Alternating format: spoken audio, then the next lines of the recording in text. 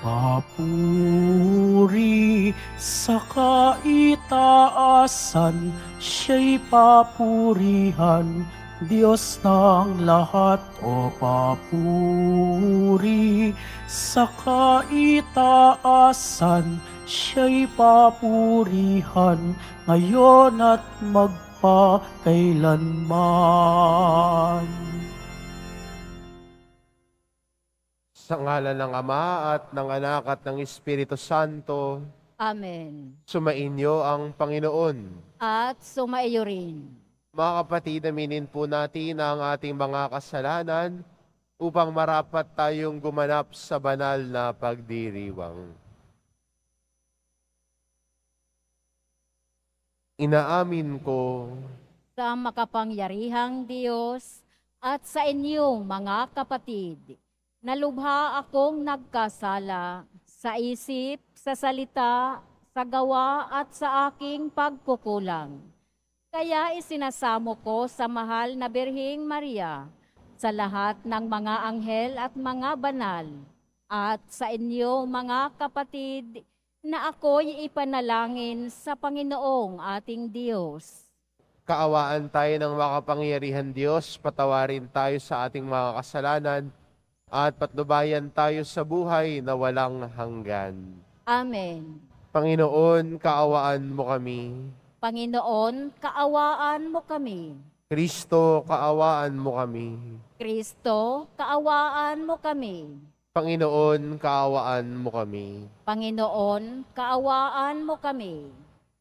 Manalangin tayo. Ama naming makapangyarihan, nililiwanagan ng iyong maaasahang ilaw ang mga naliligaw na iyong pinababalik sa daan para ikaw ay matagpuan.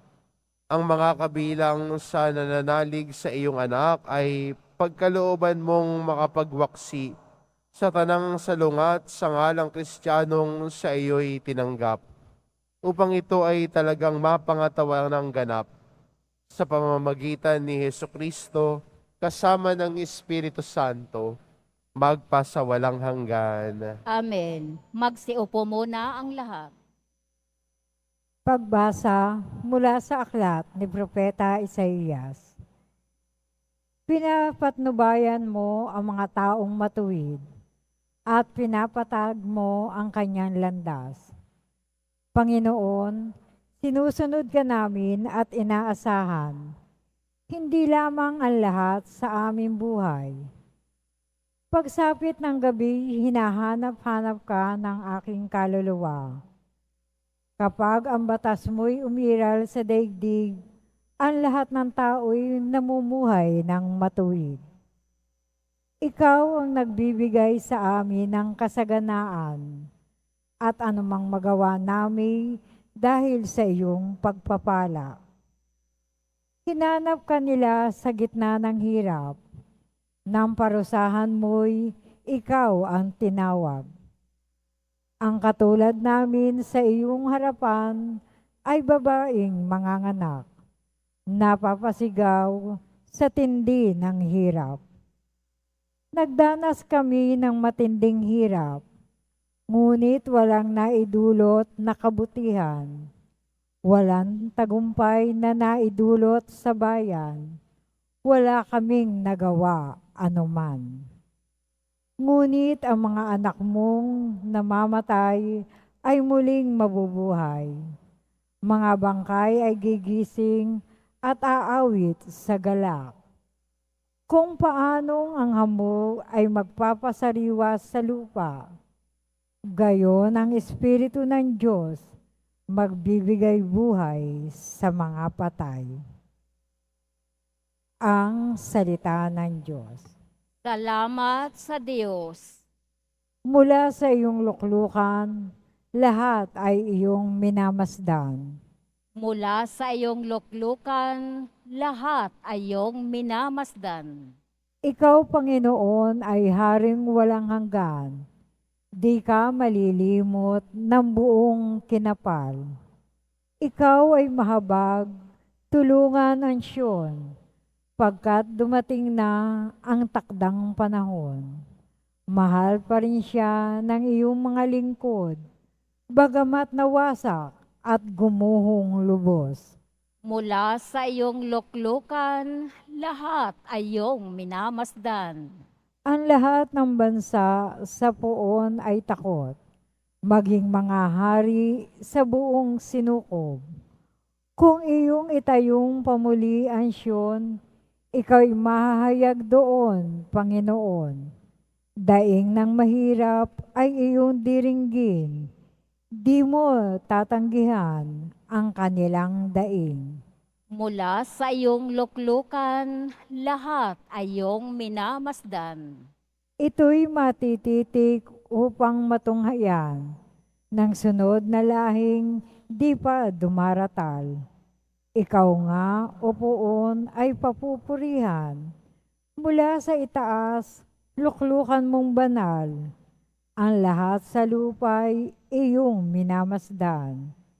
Iyong dinirinig ang pagtataghuyan ng mga bilanggong ang hatol ay bitay upang palayain sa hirap na taglay.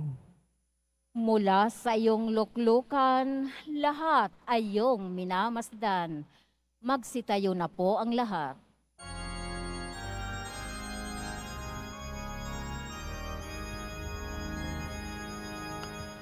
Hallelujah,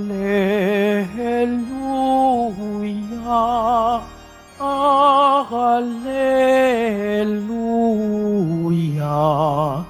Hallelujah,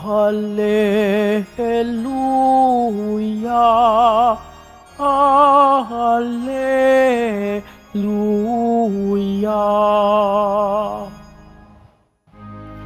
Kayong mabigat ang pasan ay kay Jesus maglapitan upang kayo'y masiyahan. Hallelujah, Hallelujah, Hallelujah, Hallelujah.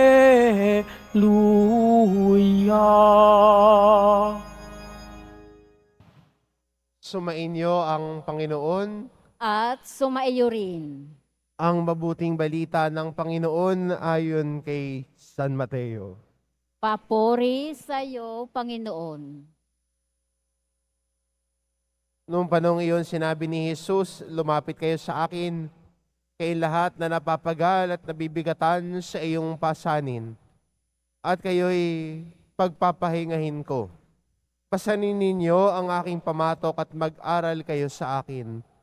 Ako'y maamo at mababang loob, at makasusumpong kayo ng kapahingahan para sa inyong kaluluwa, sapagkat maginhawang dalhin ang aking pamatok at magaan ang pasaning ibibigay ko sa inyo. Ang mabuting balita ng Panginoon. Pinupuri ka namin, Panginoong Hesukristo. Magsiupo muna ang lahat.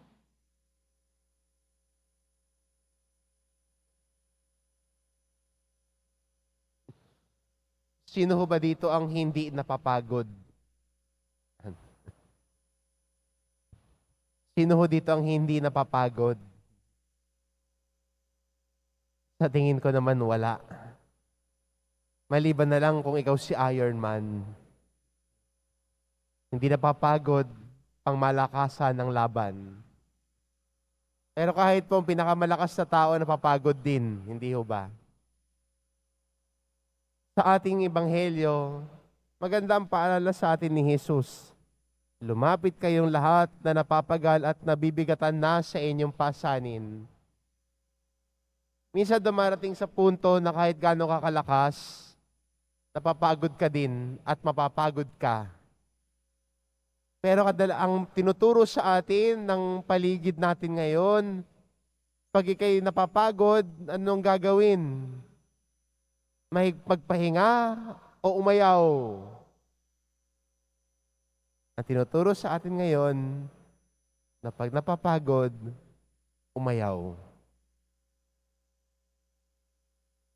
Pag napapagod, lumayo sa mga tao.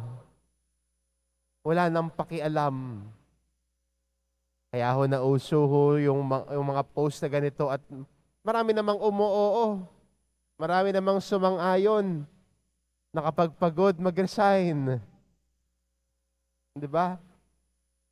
Pagpagod, umayaw na. Sumuko na. Pero magandang paalala sa atin ang ebanghelyo natin. Anong dapat gawin kung ikay napapagod? Ang dapat gawin natin bilang Kristiyano, kapag pagod, magpahinga.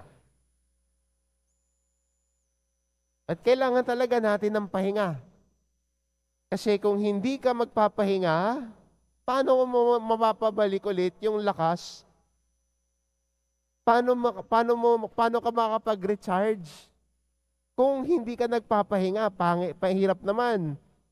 Kung sulong ka ng sulong, kahit alam mong hindi mo na kaya at pagod ka na, sulong ka ng sulong, kaya pumapalpak minsan.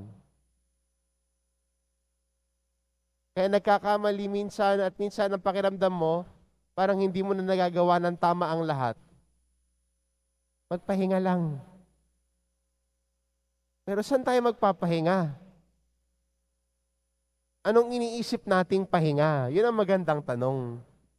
Ano ang iniisip mong pahinga? At magandang paalala sa atin ni Jesus sa araw na ito. At sinasabi niya, magpahinga kayo sa akin. Kay Jesus tayo magpapahinga. Sa presensya ng Diyos tayo magpahinga. At minsan kailangan din nating ihinga sa Kanya ang lahat ng pasanin at ang lahat ng mabigat sa loob natin. Kailangan din nating ihinga sa Panginoon para bigyan niya tayo ng pahinga. Kaya hindi ho masamang magpahinga. Hindi ho masamang magpahinga lalo na kung pagod ka na. Pero magpahinga ka sa presensya ng Diyos. Ang Diyos na kumakalinga sa atin, ang Diyos na tumutulong sa atin. At pinakamaganda ho sa lahat, hindi lang magpahinga sa presensya niya, kundi bumabad din sa salita ng Diyos. Minsan yung binabasa natin, ang humuhubog sa isip natin. At bilang Kristiyano, hayaan din natin sa panahon ng kapaguran natin, ay hayaan niyong hubugin din ang ating puso at kalooban ng salita ng Diyos. Kaya saan ka bumababad? Ano yung pinaglalaanan mo lagi ng malaking oras mo? Pagchichismisan? Pag-scroll sa Facebook na kadalasan naman, toxic ang laman? Sa salita ng Diyos na nagbibigay buhay at inspirasyon sa atin bilang mga Kristiyano. At sana kung ang salita ng Diyos ang pumupuno sa buhay natin, oo, minsan makakaramdam tayo ng pagod. Pero, andyan naman ang Diyos na pwede nating pahingahan para manumbalik ulit ang lakas at pag-asa natin sa ating paglalakbay. Magpahinga lang tayo sa Kanya. Hayaan natin ang salita ng Diyos ang bumabad sa buhay natin. Hayaan natin ang salita ng Diyos sa panahon ng kapaguran at kawalan ng pag-asa ang pumuno sa atin. Ang salita ng Diyos ang nagbibigay buhay. Ang salita ng Diyos na gumagabay sa atin. Kaya magandang paalala sa atin ng ating ebanghelyo ngayon. Lahat tayo dumarating sa punto na napapagod tayo. Minsan nawawalan pa ng pag-asa. Pero kapag pagod, magpahinga. Magpahinga kay Jesus at bumabad sa Kanyang salita. Amen. Magsitayo na po ang lahat.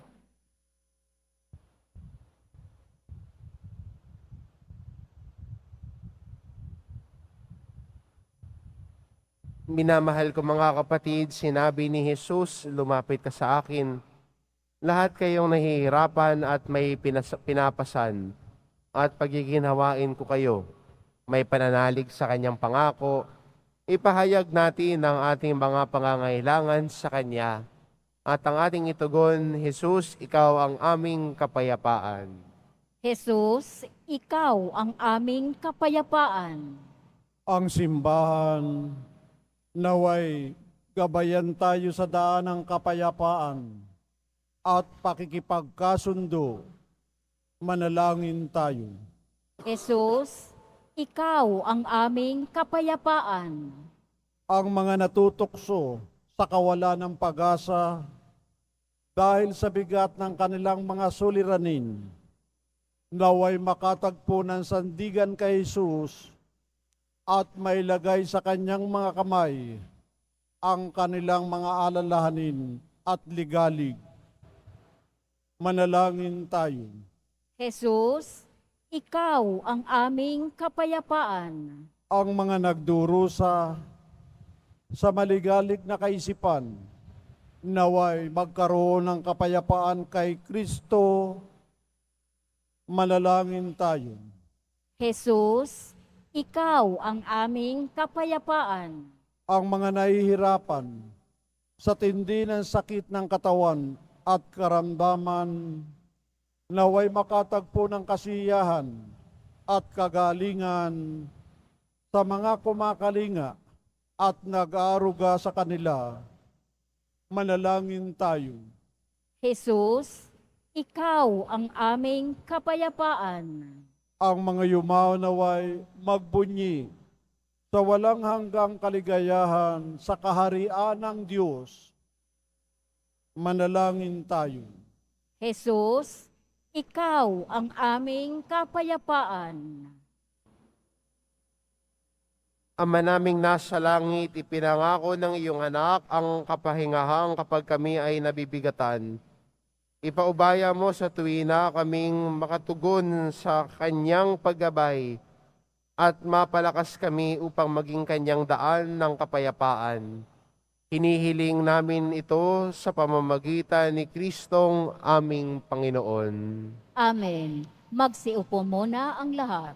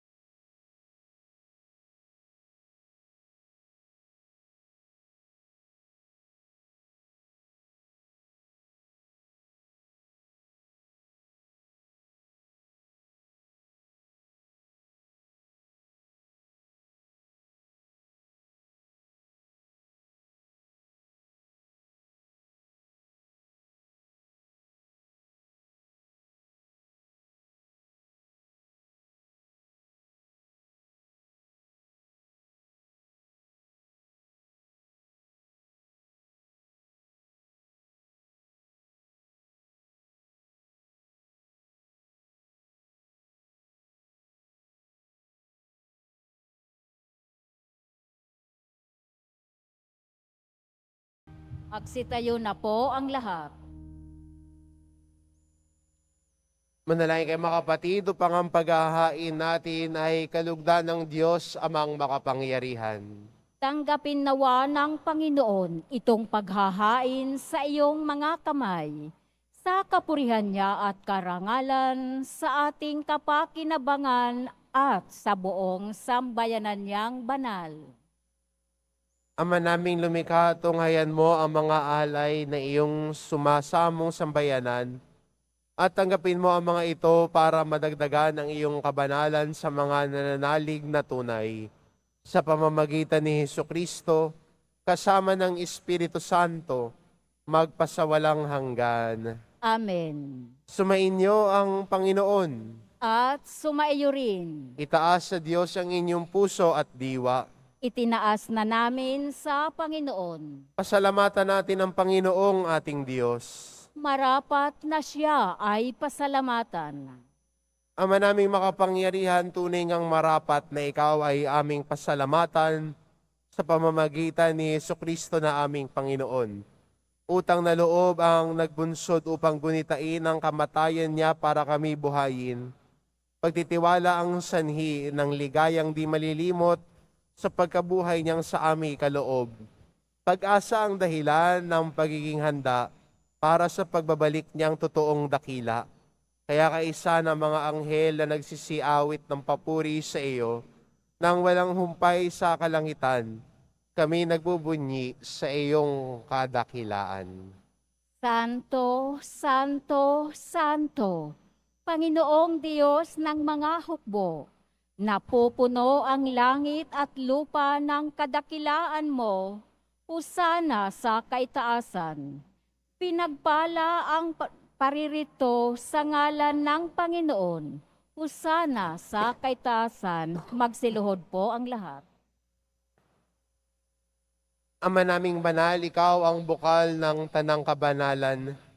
Kaya't sa pamamagitan ng iyong Espiritu gawin mong banal ang kaloob na ito, upang para sa amin maging katawan at dugo ng aming Panginoong Hesukristo. Bago niya pinagtiis ang kusang loob na maging handog, hinawakan niya ang tinapay, pinasalamatan kanya. Pinagati-hati niya iyon, iniabot sa kanyang mga alagad at sinabi, "Tanggapin ninyong lahat ito at kanin ito ang aking katawan na ihahandog para sa inyo."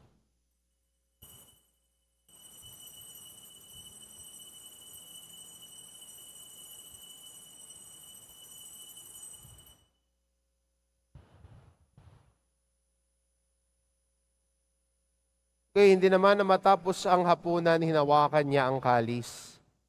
Muli kanyang pinasalamatan. Iniabot niya ang kalis sa kanyang mga alagad at sinabi, "Tanggapin ninyong lahat ito at inumin ito ang kalis ng aking dugo, ng bago at walang hanggang tipan. Ang aking dugo na ibubuhos para sa inyo at para sa lahat, sa ikapagpapatawad ng mga kasalanan. Gawin ninyo ito sa pag-alala sa akin."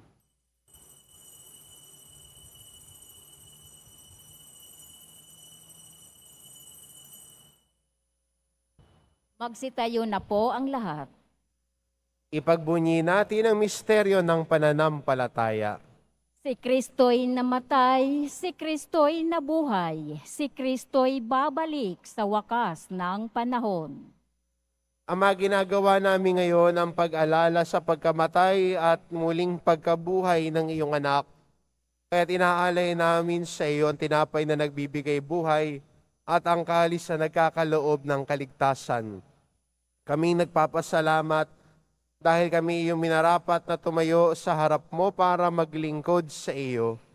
Isinasamo namin kaming magsasalo-salo sa katawan at dugo ni Kristo ay mabuklod sa pagkakaisa sa pamamagitan ng Espiritu Santo.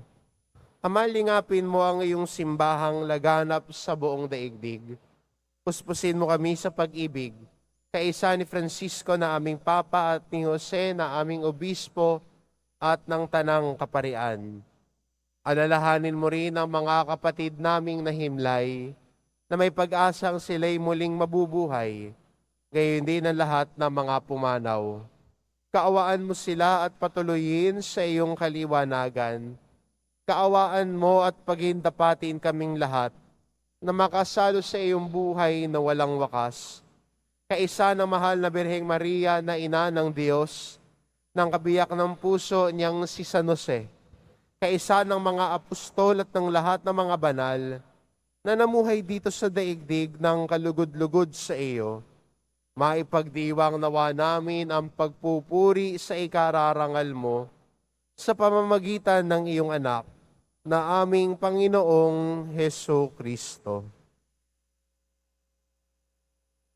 Sa pamamagitan ni Kristo kasama niya at sa Kanya, ang lahat ng parangal at papuri ay sa iyo, Diyos amang makapangyarihan, kasama ng Espiritu Santo, magpa sa walang hanggan.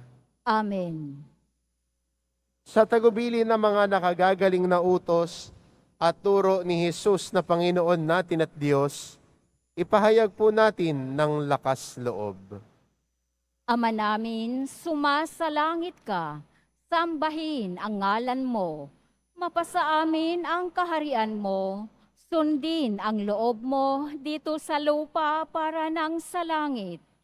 Bigyan mo kami ngayon ng aming kakanin sa araw-araw, at patawarin mo kami sa aming mga sala, para nang pagpapatawad namin sa nagkakasala sa amin. At huwag mo kaming ipahintulot sa tukso, at iadya mo kami sa lahat ng masama. Hinihiling namin kami adya sa lahat ng masama pagkalooban ng kapayapaan araw-araw, iligtas sa kasalanan at ilayo sa lahat ng kapahamakan. Samantalang aming pinananabikan ng dakilang araw ng pagpapahayag ng tagapagligtas naming si Heso Kristo. Sapagkat iyo ang kaharian at ang kapangyarihan at ang kapurihan magpakailanman. Amen. Panginoong Kristo, sinabi mo sa iyong mga apostol, kapayapaan ang iniiwan ko sa inyo, ang aking kapayapaan ang ibinibigay ko sa inyo. Tunghayan mo ang aming pananampalataya at tuwag ang aming pagkakasala. Pagkalooban mo kami ng kapayapaan at pagkakaisa, ayon sa iyong kalooban kasama ng Espiritu Santo, magpa sa walang hanggan. Amen. Ang kapayapaan ng Panginoon ay laging sumainyo. At sumaiyo rin. Magbigayan kayo ng kapayapaan sa isa't isa. Kordero ng Diyos na nag-aalis ng mga kasalanan ng sanlibutan, maawa ka sa amin. Kordero ng Diyos na nag-aalis ng mga kasalanan ng sanlibutan, maawa ka sa amin. Kordero ng Diyos na nag-aalis ng mga kasalanan ng sanlibutan, ipagkaloob mo sa amin ang kapayapaan. Magsiluhod po ang lahat. Ito ang kordero ng Diyos, ito nag-aalis ng kasalanan ng sanlibutan.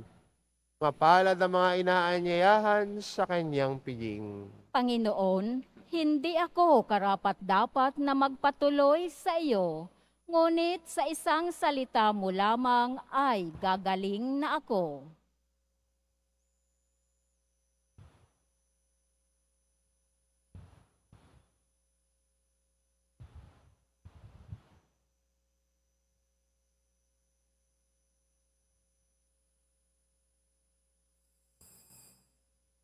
Para sa lahat ng tatanggap ng banal na komunyon, sasagot po tayo ng amen pagkasabi ng pare o ng lay minister ng katawan ni Kristo at isubo agad sa bibig bago umalis sa harapan ng pare o lay minister. Sumunod po tayo.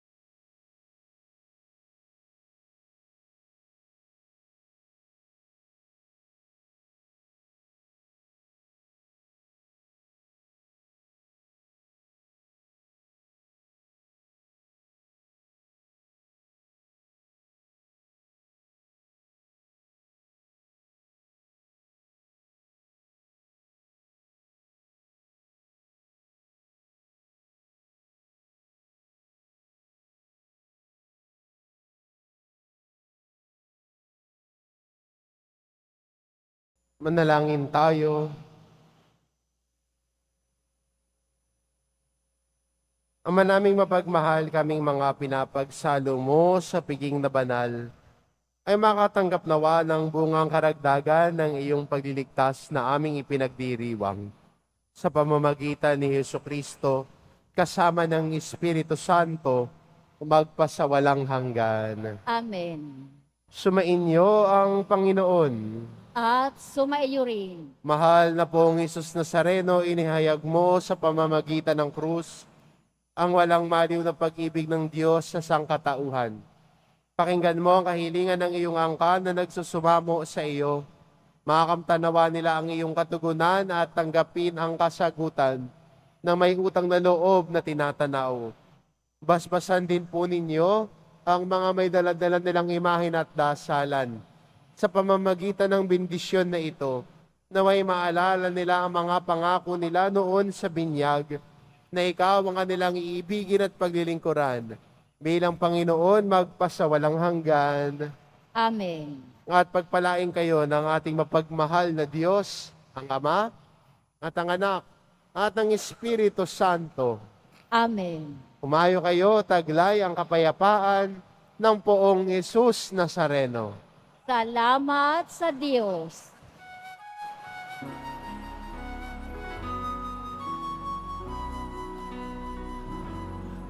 Nuestro Padre Jesus Nazareno, sinasamba ka namin. Pinipintuho ka namin. Aral mo ang aming buhay at kaligtasan. Nuestro Padre Jesus Nazareno, iligtas mo kami sa kasalanan. Ang krus mong kinamatayan ay sagisag ng aming kaligtasan. Nuestro Padre Jesus Nazareno, dinarangal ka namin. Nuestro Padre Jesus Nazareno, niluluwalhati ka namin.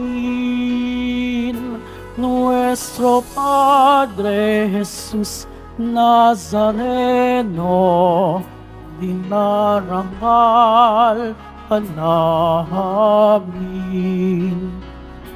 Nuestro Padre Jesus Nazareno, niluluwalhati ka namin.